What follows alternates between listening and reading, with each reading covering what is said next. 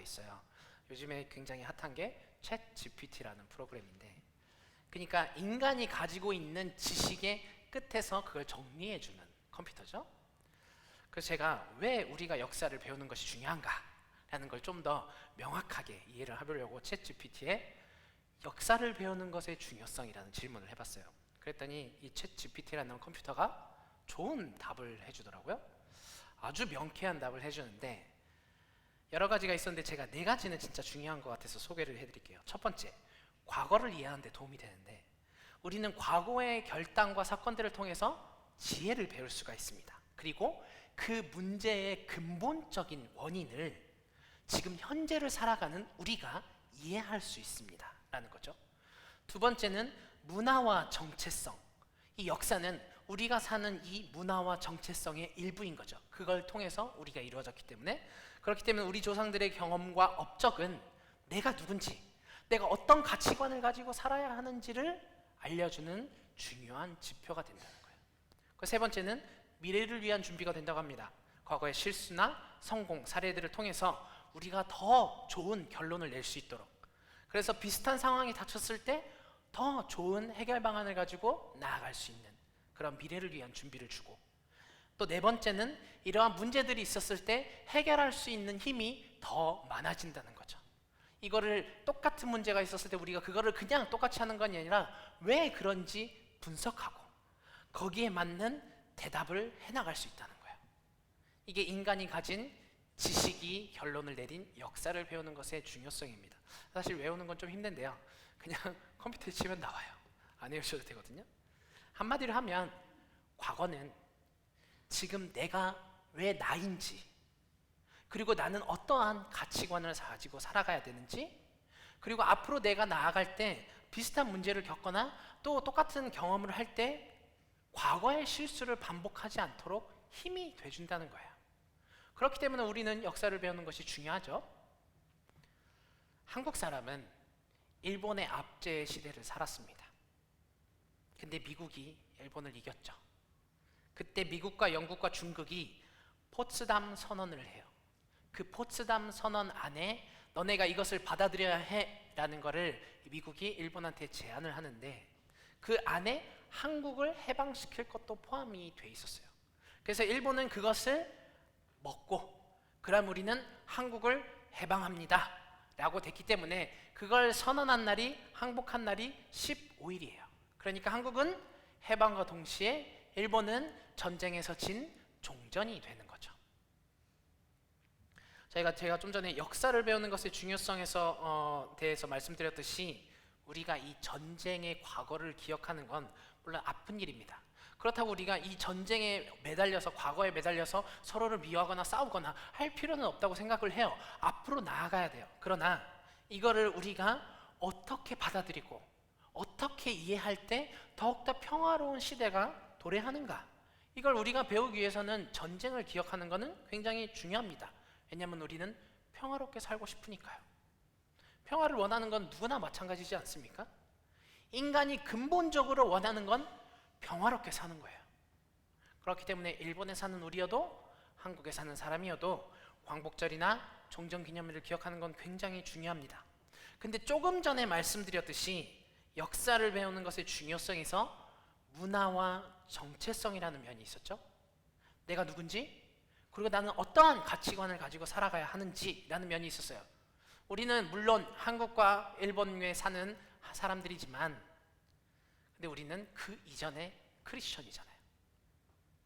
일본이 정치를 해서 일본이 지켜지는 게 아니고, 한국이 정치를 해서 경제가 잘 흥행하기 때문에 지켜지는 것이 아니라, 그 배후에서 우리를 보호하시고 인도하시는 하나님이 있다라는 그 문화와 정체성 가운데 살고 있잖아요. 그러면 우리는 일본과 한국의 역사 이전에 하나님이 이 땅을 창조하셨으니까 창조하셨을 때부터의 역사들을 통해서 배우는 게 더 현명하지 않겠습니까? 그러니까 우리는 크리스천이라는 문화와 정체성 가운데 과거의 모든 전쟁을 배우는 것도 굉장히 중요합니다. 왜냐하면 좀 전에도 말씀드렸듯이 일본이 잘 산다고 한국이 잘 산다고 우리가 보호받지는 못합니다. 하나님이 보호해 주시지 않으면 안 되거든요. 그렇기 때문에 우리의 육신의 건강뿐만이 아니라 영적인 건강과 평화와 화평을 위해서라도 우리는 성경에서 말하는 역사를 반드시 배워야 합니다. 근데 감사하게도 우리가 묵상하는 이 예레미야서는 전쟁 얘기예요. 왜 그들이 북에서의 나라의 공격을 받았는지, 왜 포로로 끌려갔는지, 왜 70년 동안 노예로 살았는지, 그들의 나라가 왜 없어졌는지, 이런 것들을 하나님이 열심히 설명을 해줘요. 그래서 우리한테 똑같은 일을 반복하지 마라고 말씀을 하시는 게 예레미야서죠. 그리고 오늘 읽은 18장은 이 하나님이 우리한테 어떻게 살아야 하는가에 대해서 예를 들어서 토기장의 비유로 들려주시는 이야기예요. 이 전쟁의 근본, 주체, 그 힘은 어디에 있는가? 토기장인 예를 통해서 손 안에 있는 그릇들이 어떻게 빚어지는가를 하나님이 설명해 주시죠. 7절과 9절을 한 번만 더 읽을게요. 주님께서 나를 죄송합니다. 7절과 9절입니다. 내가 어떤 민족이나 나라의 뿌리를 뽑아내거나 그들을 부수거나 멸망시키겠다고 말을 하였더라도 9절 내가 어떤 민족이나 나라를 세우고 심겠다고 말을 하였더라도 라고 주님 말씀하시죠. 여기서 내가라는 건 하나님인데 분명히 유다는 북쪽에 있는 바벨론에 의해서 공격을 받아요. 근데 하나님은 여기에서 바벨론이가 아니라 내가 뿌리를 뽑거나 부수거나 멸망시키거나 내가 세우고 심겠다고 말을 해도 라고 말을 하세요. 근데 이거는 하나님이 예레미야를 부를 때 하셨던 말이에요. 그러니까 예레미야의 주제인 거죠. 예레미야를 부르셨을 때 하나님이 예레미야를 왜 불렀는지 1장 10절에서 말씀하시거든요. 똑똑히 보아라. 오늘 내가 문민족과 나라들, 이스라엘뿐만이 아니라 뭇민족과 나라들 위에 너를 세우고 내가 그것들을 뽑으며 허물며 멸망시키며 파괴하며 세우며 심게 하겠다 라고 말씀하시거든요. 이 이야기를 18장에서는 토기장이의 비유로 말씀을 하시는 거예요. 이 토기장의 비유는 여러분도 잘 아시지만 성경에서 몇 번이고 나와요. 한 3-4번 나오는 것 같은데, 이 토기장이가 점토를 가지고 흙을 가지고 그릇을 만들잖아요. 근데 4절에서 그 토기장이는 진흙으로 그릇을 빚다가 잘 되지 않으면 그 흙으로 다른 그릇을 빚었다 라고 말하듯, 마음대로 안 빚어지면 그릇이 원하는 그릇을 빚어주는 게 아니고 그릇을 빚는 토기장이가 자기가 원하는 마음대로 빚을 수 있다는 거예요. 그러니까 그릇은 피조물이죠. 토기장이는 그릇을 만드는 창조주입니다. 하나님은 창조주이신 하나님은 피조물인 우리를 만드시는데 우리가 어떻게 되고 싶습니다가 아니라 하나님이 원하는 대로 내가 만드는 거야 라고 말씀을 하시는 거죠. 로마서 9장 21절에서 바울은 하나님이 그 의지에 따라서 하나는 귀 쓸 그릇을, 하나는 천이 쓸 그릇을 만들지 못하시겠느냐라고 말을 해요. 하나님 마음이라는 거죠. 근데 7절부터 10절을 보면 이 하나님이 얼마나 자비하신 분인가. 죄악에서 돌이키면 재앙을 거두고 순종하지 않고 악한 일을 하면 내리기로 한 복을 거두고, 그러나 하나님이 원래는 그들의 행위에 따라서 축복을 하신다는 거예요. 주권을 가지고 있는데 내가 오늘은 마음에 안 드니까 부수고 오늘은 마음에 드니까 만들고가 아니라 아무런 주권이 없는 그릇의 행실에 따라서 하나님이 축복을 해주시겠다는 거예요. 얼마나 축복입니까? 그럼에도 불구하고 이스라엘 백성은 뭐라고 하죠? 12절에서 그들은 이르기를 그럴 필요 없다. 우리는 우리 생각대로 살아가겠다. 우리는 각자 자신의 악한 마음에서 나오는 고집대로 행동하겠다 라고 얘기를 하는 거예요. 하나님이 이렇게 내가 너네가 하는 대로 해줄게 라고 해도 나는 필요 없어, 나는 내 마음대로 할 거야 라고 얘기를 하는 거예요. 여러분 조금 의아하지 않으세요? 아니 이렇게 쉽게 설명을 해주시잖아요. 하나님이 시청각 교육을 통해서 이해하기 쉽게 너네가 어떤 존재인지 내가 어떤 존재인지 나는 그럴 힘이 있는 사람이 하는 신이야. 너네가 그렇게 해야 되지 않겠니? 라고 아주 친절하게 말을 해주는데 어떻게 아니야 나는 그래도 악한 대로 살 겁니다 라고 말을 할 수 있는지 좀 신기하지 않으세요? 그들은 평화를 원했음에도 불구하고 평화를 주겠다는 하나님의 말에서 거절하고 그러면 너네는 멸망하는데 그래도 우리는 그렇게 살 겁니다 라고 얘기를 하는 거예요. 아니 어떻게 이렇게 얘기를 할 수 있을까? 여러분 이 토기장이의 예화의 포인트는 뭘까요? 좀 전에도 말씀드렸듯이 주권이죠. 하나님이 모든 걸 쥐고 있다는 거예요. 만들어지는 그릇이 아무 힘이 없다는 거죠. 이 하나님이 작은 이스라엘만 다스리는 것이 아니라 전 세계를 다스리시고 통치하시고 그 전 세계를 주물럭주물럭 할 수 있는 주권이 있다는 거예요. 한 사람 한 사람이 살아가는 모든 생활과 건강과 삶과 나라의 안전과 축복과 재난과 그 모든 것이 하나님의 손 안에 있다는 거예요. 근데 여러분 잘 생각해 보세요. 나는 어땠는지, 우리는 어땠는지 잘 돌아보세요.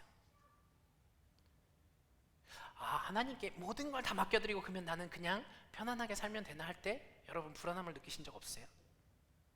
아니 신앙은 신앙이고 내가 살아가는 환경에서 내가 해야 될 건 해야 되지 않습니까? 현실은 현실이에요. 하나님 현실에서 살아가는 나를 좀 이해해 주세요.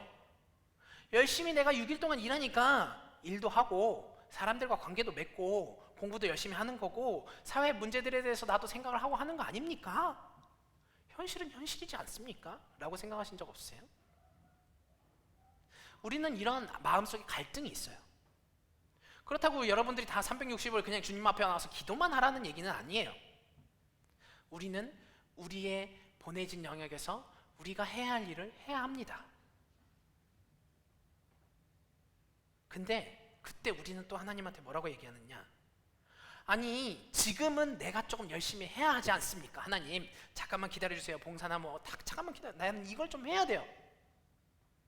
나는 내 계획대로 내 생각대로 살아가겠다. 똑같은 말을 하는 거예요. 우리도 때로는 하나님 이거는 기도의 문제도 아니고 신앙의 문제도 아니고 현실적으로 상식적으로 대항해야 되는 문제 아닙니까?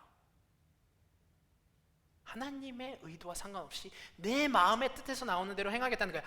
내 마음에서 나오는 건 악한 법밖에 없는데 악한 마음에서 나오는 고집대로 행동하겠다라고 똑같이 얘기하는 거예요. 우리도 사실은 강하게 표현되어 있을 뿐이지 하나님이 볼 때는 똑같습니다.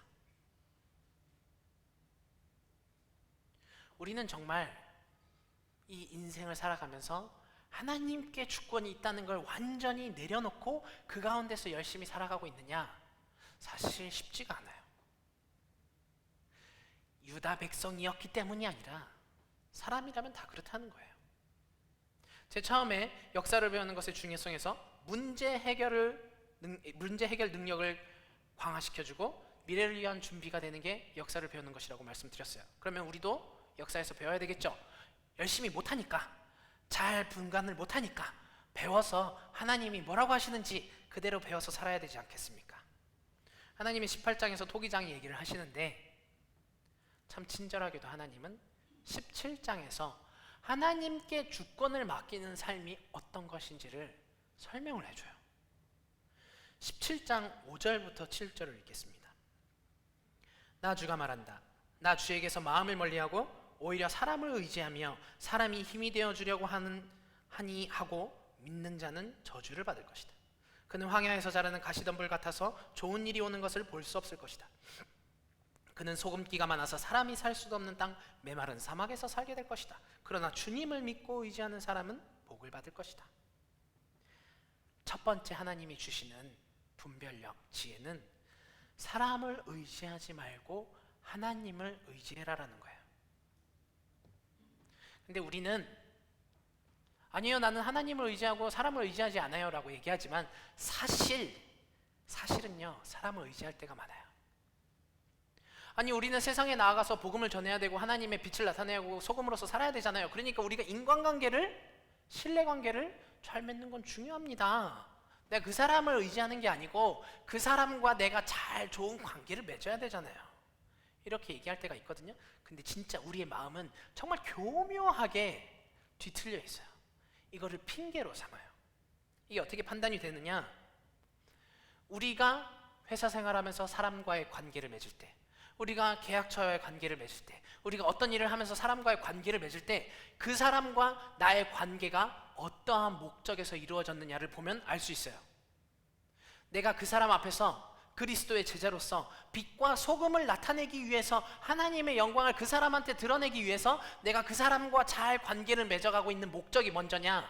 아니면 아니 내가 먼저 그 사람한테 인정을 받아야지, 내가 상사한테 인정을 받아야지, 계약처와 인정을 받아야 내가 뭘 하고 그 다음에 뭘 할 수 있지 않습니까? 라는 이 우선순위가 우리가 사람을 의지하는지 하나님을 의지하는지를 분간하게 해줘요. 내가 사람을 의지하면 내가 먼저 그 사람과 좋은 관계를 맺어야죠. 그러면 될 거 아닙니까? 그러면 하나님을 전할게요. 그거는 하나님을 의지하는 게 아니고 내가 그 사람과 관계를 맺어서 그 사이에 하나님을 껴넣겠다는 거예요. 그게 아니고 내가 그 사람과 하나님을 증거하기 위해서 살면 내가 하는 일도, 직장 관계도, 공부도 이 사람과의 관계 속에서 하나님이 나의 삶을 평통하게 해주실 걸 내가 믿습니다라는 건 내가 그 사람을 의지하는 게 아니고 하나님을 의지하는 거예요. 이스라엘 백성이 어땠냐? 이스라엘 백성은 주변 나라들한테 하나님을 증거해야 하는 선민이었어요. 그러니까 주변 나라들 가운데서 힘이 있었어야 됐어요. 왜냐하면 살아남아야 하나님을 전하니까. 근데 이들도 마찬가지로 거기에 하나님을 증거하는 게 아니고 내가 살아남아서 라는 게 먼저 온 거예요. 그러니까 옆 나라와 관계를 맺으면서 아 이게 우리를 강하게 해주는 것 같아, 이게 우리를 부유하게 해주는 것 같아, 우상도 들여오고 동맹관계도 맺고 그들을 의지하기 시작한 거죠. 그러고 나서 정말 발등에 불이 떨어지면 아 하나님 우리를 도와주셔야죠, 하나님 이름이 빛나기 위해서 우리를 살려주셔야 할 것 아닙니까? 라고 얘기를 하는 거예요. 이게 과연 회개하고 돌아온 걸까요? 아니죠. 나를 위해서 하나님을 불러온 것 뿐이에요. 다른 우상들의 하나의 똑같은 존재가 하나님이 된 거예요. 하나님은 이걸 보고서 틀어주실 리가 없죠.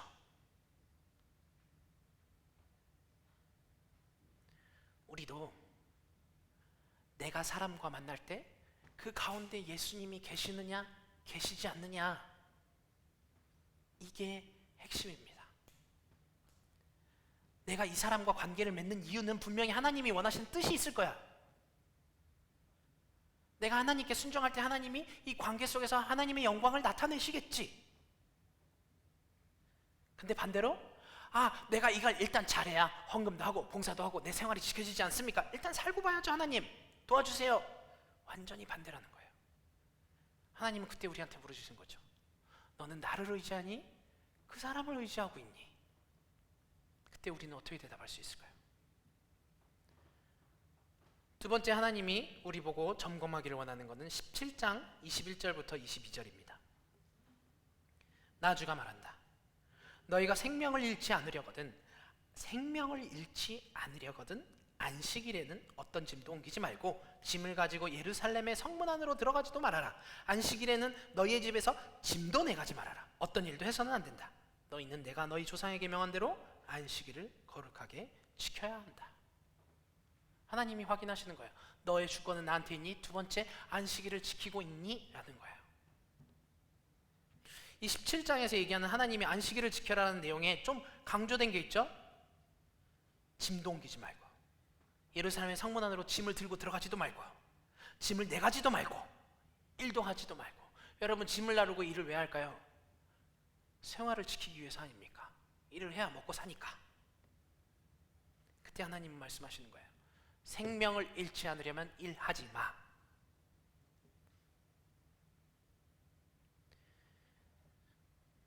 안식일을 거룩하게 지켜야 합니다. 이 안식일을 거룩하게 지키는 게 무슨 말이냐면, 여러분 지금 주일날 예배 나오셨잖아요. 예배를 드렸어요. 우리는 안식일을 지켰을까요? 몰라요. 왜냐면요, 그 중심에 우리가 안식일의 의미를 기억하는가가 중요하기 때문이에요. 물론 예배 드리는 거 중요해요. 그게 우리에게 어떤 지표가 되잖아요. 죄송합니다만 어쩌면 조금 과장해서 말하는 걸 수도 있어요. 우리가 예배당에 나와서 예배를 드렸기 때문에 안식일을 지켰냐? 아닐 수도 있습니다. 그렇다고 인터넷을 통해서 예배를 드렸기 때문에 안 지킨 게 되느냐? 아닐 수도 있습니다. 오히려 그 인터넷을 통한 예배를 하나님이 기뻐 받으실 때가 있어요. 그 중심에 무엇이 있냐는 거죠. 거룩하게 지켰냐라는 거죠. 무슨 말이냐면 하나님은 이 세상을 며칠 동안 만드셨죠? 6일 동안 만드셨습니다. 그리고 7일째 쉬셨어요. 이게 창조의 질서예요. 6일 일하고 하루를 쉬고, 그때 이 모든 만물이 그 질서 가운데서 평안하게 살아가는 거예요. 죽지 않고. 그때 하나님이 출애굽할 때 이스라엘 백성들한테 똑같이 말씀하시죠. 출애굽기 20장 9절부터 10절 10계명인데 엿새 동안은 힘써 내 모든 일을 행할 것이나 6일 동안 일을 하라는 거예요. 일곱째 날은 내 하나님 여호와의 안식일인즉, 우리의 안식일이 아니라 하나님의 안식일이에요. 하나님이 쉬신다는 거예요. 아무 일도 하지 마라. 이게 나의 안전이, 나의 건강이, 나의 삶이, 나의 직장이, 나의 인간관계가 지켜지는 질서의 원칙이에요. 이 지구도요, 구약성경을 보면 6년을 밭을 갈면 7년째로는 쉬라고 해요. 근데 실제로 계속 쉬지 않고 땅을 갈구잖아요. 그럼 땅을 계속 써먹으면 땅이 지쳐요. 농산물이 안 나요. 땅도 쉬어야 합니다. 이게 질서예요. 반대로 말하면 우리가 6일을 일했기 때문에 우리 삶이 지켜지는 게 아니고, 하나님이 말한 대로 6일을 일하고 하루를 쉬었기 때문에 하나님이 지켜주시는 거예요. 하나님이 그렇게 만드셨으니까 그대로 사니까 보호해 주시는 거예요. 근데 우리는 착각을 하죠. 하나님, 나는 6일 동안 열심히 일을 해서 그래도 헌금도 내고 있지 않습니까? 삶이 지켜지고 있지 않습니까?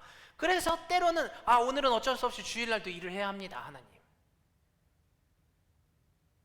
왜냐하면 나는 이 사람과의 관계가 굉장히 중요하거든요. 저 사람 실망시키면 안 돼요. 계약을 성사해야 되고요. 이 사람과 좋은 관계를 해서 내가 인정을 받아야 되고요. 그래야 내가 여기서 일을 할 거 아닙니까? 6일 동안 일을 못하게 생겼잖아요. 일을 해야 하지 않습니까? 그러니까 나는 거기에서 보호를 받고 있다고 생각을 하는 거예요. 그러나 하나님은 아니야. 네가 내 말대로 6일 동안 일을 하고 하루를 쉬니까 내가 너를 보호해 주는 거야 라고 말씀을 하시는 거예요. 그러니까 우리는 착각을 하는 거죠. 언제나 6일을 일해서 내가 보호받고 있어가 아니라 6일 일하고 하루 쉬고 그 말씀대로 사니까 보호해 주시는 거예요. 안식일의 주인은 하나님이죠. 내가 하나님께 안식일을 드리는 게 아니라 하나님이 하라고 하시니까 따르는 거예요. 우리가 거만하게 오늘 예배를 드렸으니까 하나님 난 지켰잖아요, 이렇게 거만한 자세로 하나님한테 나 지켰잖아요 라고 말할 안식일이 아니에요. 나를 6일 동안 지켜주시니 감사합니다. 그리고 또 내가 살아갈 수 있게 하루를 쉬게 해주시니 감사합니다. 나의 삶을 지켜주시니 감사해서 내가 감사가 정말 끝이 없어서 주님께 감사를 드리지 않으면 내가 가만히 있을 수가 없을 것 같아요. 기쁜 마음으로 막 교회 가고 싶어지는 게 안식일이라는 거예요. 근데 우리는 때로는 어쩌죠? 어떻게든 쪼개서 주일 예배 드리는 시간만큼은 좀 만들어내고 일을 해보자라고 생각할 때 있지 않습니까? 완전히 반대라는 거죠. 안식일의 진짜 의미를 가지고 지키느냐 안 지키느냐, 이게 내가 하나님을 의지하느냐 사람을 의지하느냐, 나의 주권이 나한테 있느냐 하나님한테 있느냐 확인이 된다는 거예요. 근데 우리가 쪼개서 만든 시간에 예배를 드렸다고 과연 그게 성스러운 거룩한 주일이 될까요? 아니죠. 안 돼요. 예배를 드리고서도 하나님이 아이고 참 나오느라고 고생했네 라고 얘기하시겠죠. 세 번째는 17장 14절입니다. 주님 저를 고쳐주십시오. 그러면 제가 나을 것입니다. 저를 살려주십시오. 그러면 제가 살아날 것입니다. 주님은 제가 찬양할 뿐이십니다. 이게 제일 중요한 지혜예요. 저를 고쳐주십시오. 주님, 그러면 제가 나을 것입니다. 솔직히 말씀드릴까요? 우리보다 유다 백성이 안식일을 지키고 사람을 의지하지 않고 하나님을 의지하는 그 원칙은 더 잘 알고 있었어요. 그들은 말씀을 머릿속에 다 넣고 다니거든요. 근데 왜 못 지켰을까요? 잘 알잖아요. 어쩌면 몸은 했을지도 몰라요. 그들도 똑같이 몸은 했을지도 모릅니다. 근데 마음이 안 나오는 거예요. 왜 마음이 안 나왔을까요?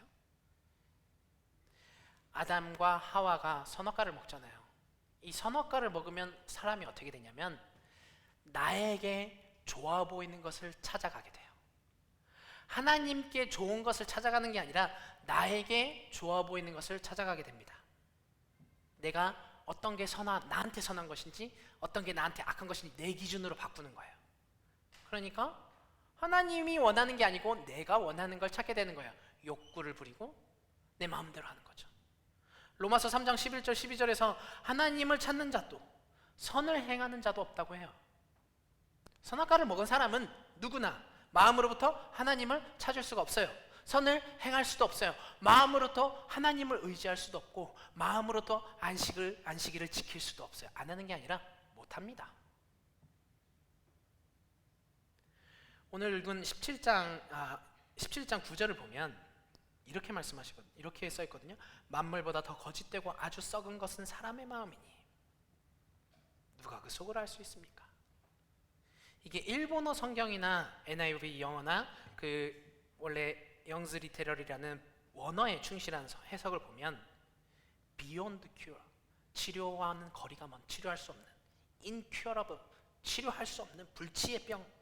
일본어는 이야시가타에라고 얘기해요. 원어 자체가 치료할 수 없는 병의 단어를 사용하고 있대요. 그러니까 성경에서 사람의 마음은 치료할 수가 없다는 거예요. 치료가 안 돼요. 우리 마음은 치료할 수 없어요. 그때 예레미야가 뭐라고 기도할까요? 아닙니다. 그래도 나는 하나님을 따를 수 있어요. 라고 했을까요? 아닙니다. 그러면 나는 그냥 포기할게요. 어차피 안 되네. 아니에요. 그때 이렇게 기도하죠. 주님, 저를 고쳐주십시오. 그러면 제가 나을 것입니다. 저를 살려주십시오. 그러면 제가 살아날 것입니다. 내가 고칠 수 없는 병에 있지만 그러나 하나님은 그 그릇을 다시 창조하실 수 있는 분이라는 걸, 그 주권을 완전히 인정한 거예요. 나는 따라갈 수도 없지만 주님이 따라오게 하시면 따라갈 수 있잖아요. 고쳐주세요. 내가 따라가는 게 아니라 주님을 따르게 해주십시오. 고쳐주십시오 라고 기도하는 거예요. 이 고칠 수 없이 병든 마음을 위해서 하나님이 예수님을 보내주셨잖아요.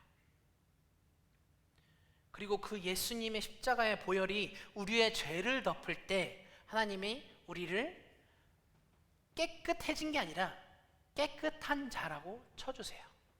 우린 여전히 죄가 있고 그 마음속에 악이 막 넘쳐나거든요. 여전히 우리는 계속 내가 원하는 걸 원하지만 하나님은 깨끗한 자로 쳐서 성령을 통해서 하나님이 원하는 걸 뭔지 우리 마음속에서 계속 얘기해 주시죠. 원래는 우리가 마음속에서 깨달을 수가 없었는데 성령님이 내주하셔서 우리 마음속에서 내가 원하는 건 이거야. 나는 이런 삶을 바래. 너는 이렇게 살아야 하지 않겠니? 내가 너를 구원했잖아 라고 계속 얘기를 해주시는 거예요. 성령님이 함께 하실 때. 그래서 그때 우리는 내가 사람을 의지하지 않고 하나님을 의지하는 게 사는 방법이구나라는 걸 깨닫는 거죠. 지혜죠. 내가 6일을 일해서 내가 살아가고 있었던 게 나의 삶을 영위하고 있었던 게 아니라 내가 6일 일하고 하루를 쉬고 하나님 말씀대로 살고 있었더니 하나님이 나를 지켜주셨구나라는 거를 깨닫는 거예요. 하나님이 지혜를 주시는 거죠. 내가 이걸 깨닫는 것이 아니라 성령께서 내 마음을 변화시켜주는 것. 성령의 은혜가 없으면 나는 그거를 깨달을 힘조차 없습니다 라고 주님께 나의 마음조차 내려놓는 것이 하나님은 지혜라고 예레미야를 통해서 보여주시는 거예요.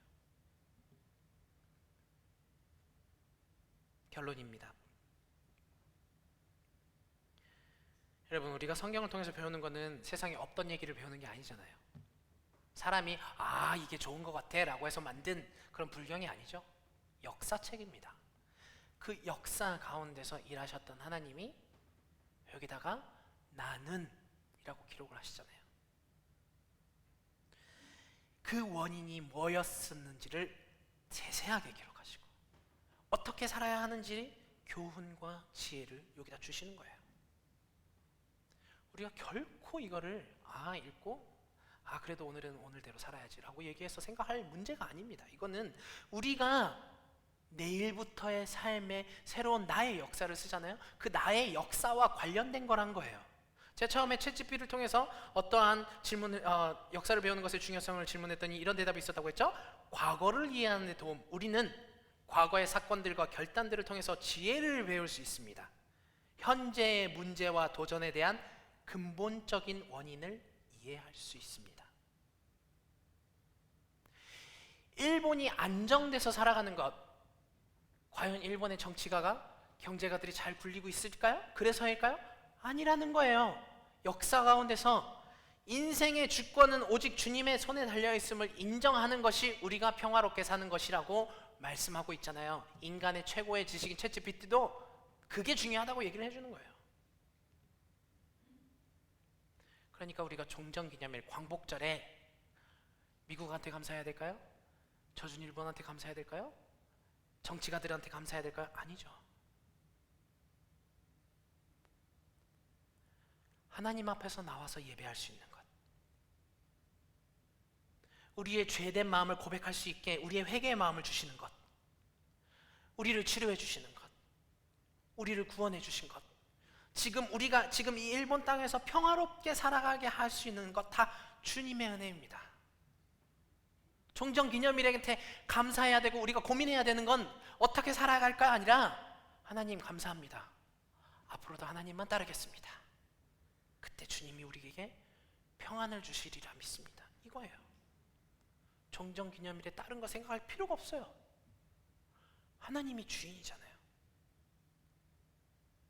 그리고 하나님, 나는 병들어서 자꾸 사람을 의지하지만 하나님이 말씀하시니 거만한 마음 버리고 주님만 의지하기를 원합니다. 나를 그렇게 이끌어 주세요 라고 기도하는 것, 그게 우리가 역사를 통해서 배운 자들이 주님 앞에 내놓아야 할 마음이라고 저는 믿습니다. 함께 기도하기 원합니다. 무엇보다 감사드리길 원해요. 우리가 지금 여기에서 예배할 수 있잖아요. 러시아, 우크라이나는 지금 엄청 힘들거든요. 그들이 전쟁을 하니까 힘든 게 아니고 그 뒤에도 하나님의 주권이 있다는 걸 인정하라는 거예요. 근데 우리는 이렇게 평화롭게 살고 있잖아요. 예배당에 나와서 예배하고 있잖아요. 회개할 수 있잖아요. 구원받았잖아요. 죽고 나면 천국 가잖아요. 다른 거 감사할 게 아니고 하나님이 살려주시니까 살아갑니다라는 걸 감사해야 돼요. 두 번째 기도하기 원하는 건 내 인생의 주권을 주님께 내어드리길 원합니다. 나는 내어드릴 힘이 없습니다. 나는 내어드릴 주권조차 없는 사람입니다. 주님, 내게 있는 주권을 주님이 가져가십시오 라고 기도하기 원합니다. 함께 기도하겠습니다.